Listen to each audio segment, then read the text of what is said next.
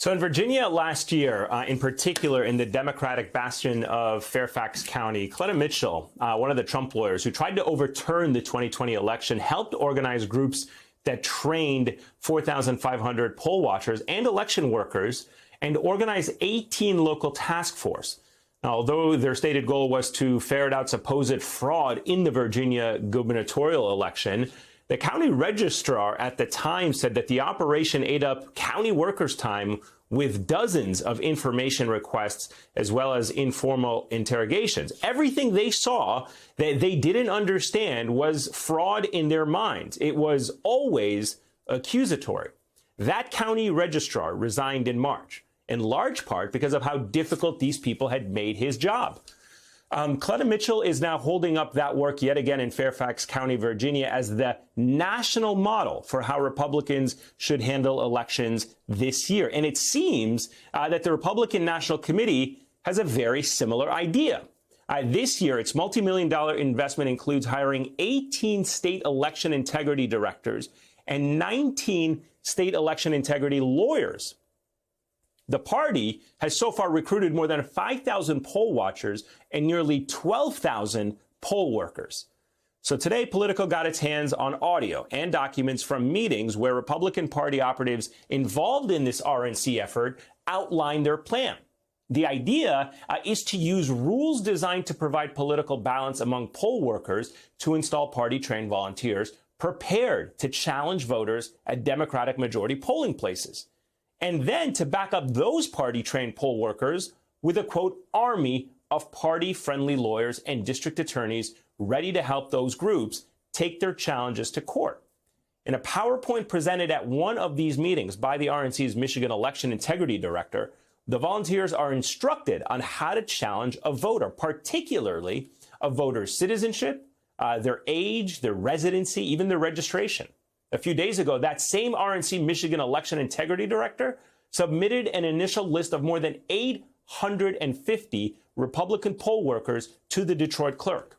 The chair of the RNC disputes all of this reporting out of Politico today, saying that it shows extreme bias and that Politico is distorting the facts.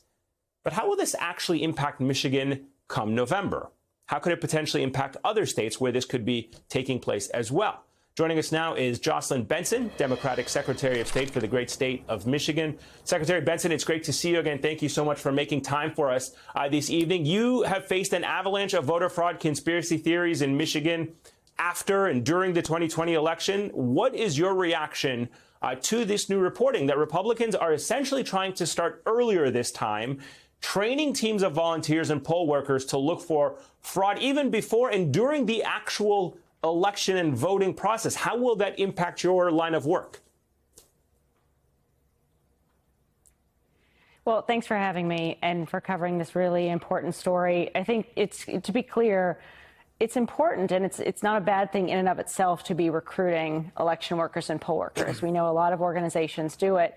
What's problematic here is that these individuals are being fed misinformation and potentially being prepared to interfere with the elections processes themselves, as the story out of Virginia illustrates.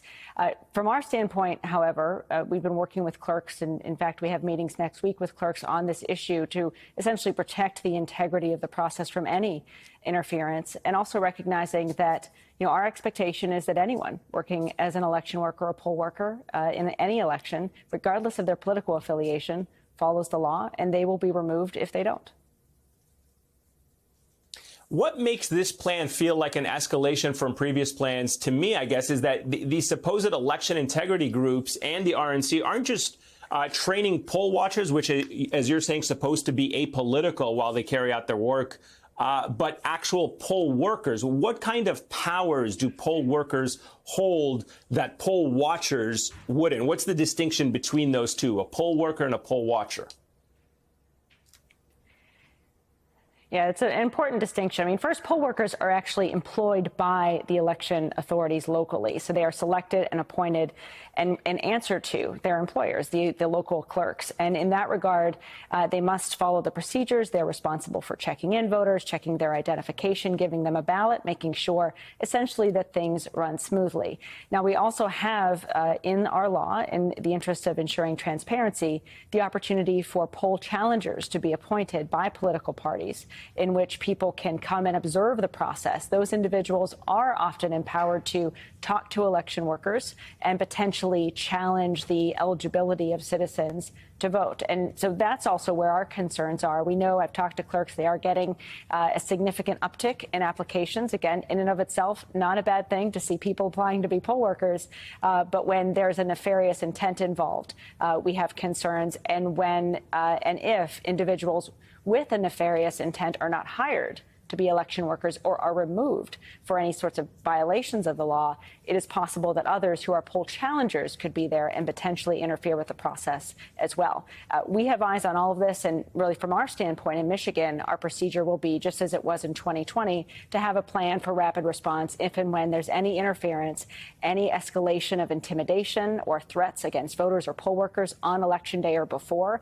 And so our plan is similarly to increase and escalate our work to be prepared for anything to happen on Election Day and rapidly respond and address it as effectively as possible to ensure that no eligible voter, no matter where they live or who they vote for, is blocked from voting. Can I just zero in on this for a moment, the ability to challenge a voter, for example? I mean, from Politico's recordings of the meetings that the RNC's Michigan Election Integrity Director held, it sounds like part of this plan is for poll workers and the watchers to basically challenge ballots by literally standing up and saying, I would like to challenge this voter. And as you're saying, that is part of the process. But are you concerned that they could just overwhelm the entire process, that by overwhelming it, they clog it up, they delay it, they undermine the veracity of the vote, they make people lose confidence in the process? Yes, absolutely. And clearly that's part of the goal, as it was in 2020, to create chaos and confusion through even just the threat of interference that causes people to be reticent to vote or perhaps not show up to vote at all for fear that something might happen if they do. Now, under our law, there are specific ways in which and reasons in which someone can be challenged. And so keeping an eye on, again, the abuse of that very important transparency mechanism is something we'll be doing throughout Election Day. And it's also important to recognize in Michigan, voters have the right to vote absentee prior to Election Day and return their ballots through the mail, at a drop box, at the local clerk's office.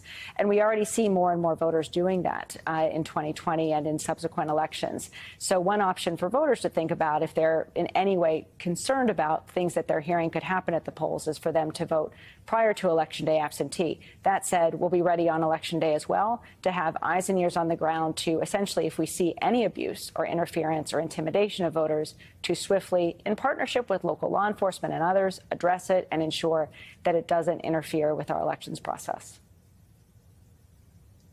All right, Jocelyn Benson, Democratic Secretary of State for the state of Michigan. Madam Secretary, thank you as always. It's a great pleasure. Thank you for your time.